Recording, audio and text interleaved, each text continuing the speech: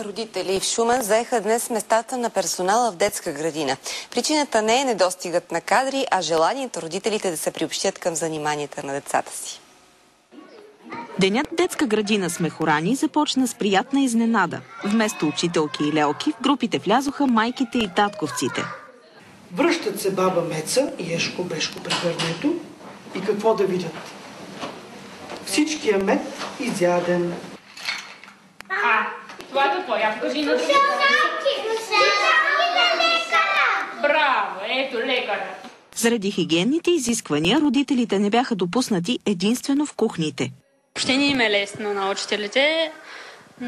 Доста различно е в детската градина, защото съвсем малки деца, много трябва подробно всичко да им се обясни, за да го разберат. Можем да кажем, че имаме достойна отмяна.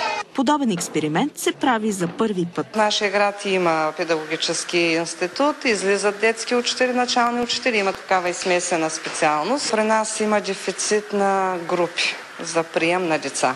За BTV новините от Шумен, Елена Минкова.